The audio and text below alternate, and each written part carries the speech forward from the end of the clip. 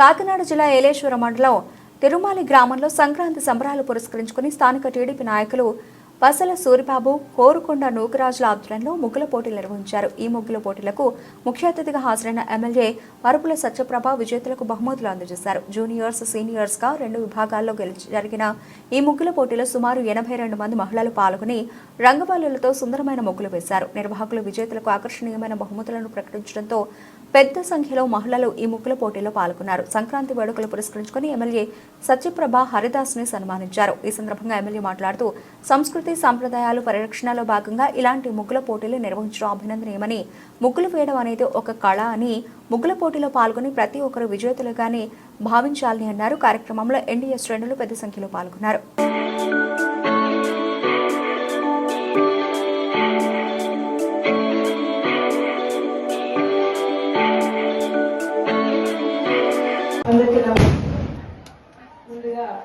అందరికీ భోగి, సంక్రాంతి, కనుమ శుభాకాంక్షలు తెలియజేస్తున్నాను. ఈరోజు ఏలేశ్వరం మండలం తిరుమాల గ్రామంలో జరుగుతున్న ఈ ముగ్గుల పోటీ కార్యక్రమానికి నేను ఆహ్వానించిన పెద్దలు సూరిబాబు గారు, నూకరాజు కమిటీ వారికి అందరికీ పేరు పేరున నా హృదయపూర్వక నమస్కారాలు. అదేవిధంగా ఈ కార్యక్రమానికి నాతో పాటు చేసిన ఏలేశ్వరం నగర పంచాయతీ రూరల్ నుంచి వచ్చిన నాయకులకు, పెద్దలకు అందరికీ నా హృదయపూర్వక నమస్కారాలు. వేదిక ముందున్న తిరుమాలి గ్రామ రాజన్న అభిమానులకు,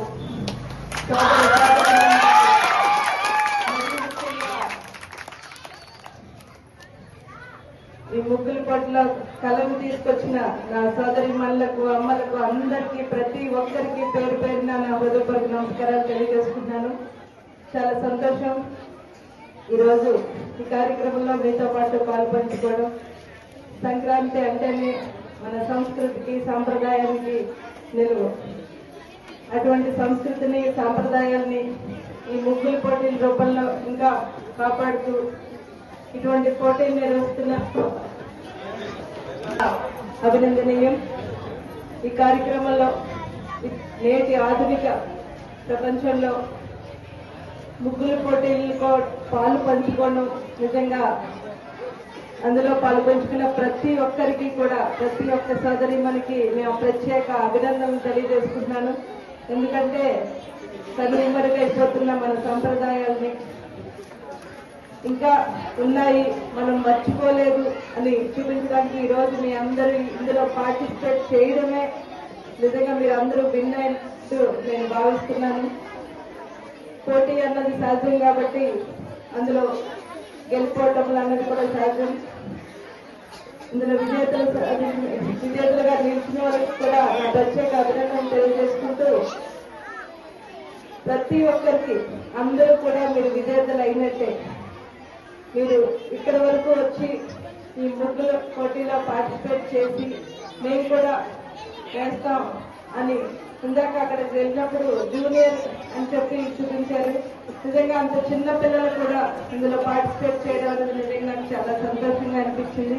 ఎందుకంటే ఇప్పుడు ఉన్న ఈ తరం ఆట బయటకు వెళ్ళి ఆడుకోవడానికి కూడా మర్చిపోతున్నారు. ఎంతసేపు సెల్ చూస్తాము, ల్యాప్టాప్ చూస్తాం, లేదా టీవీ చూస్తాం అనుకునేవారే తప్ప ఇలా బయటకు వచ్చి ఈ సన్నిధిలోనే పాల్పంచుకోవడం నిజంగా చాలా ఆనందం.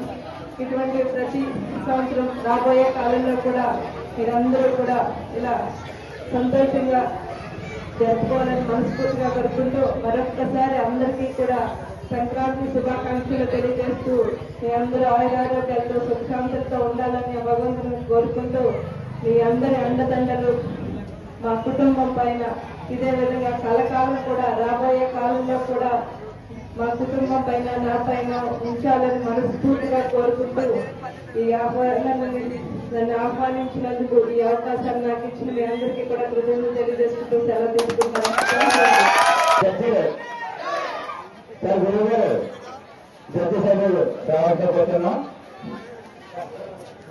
గురుగారు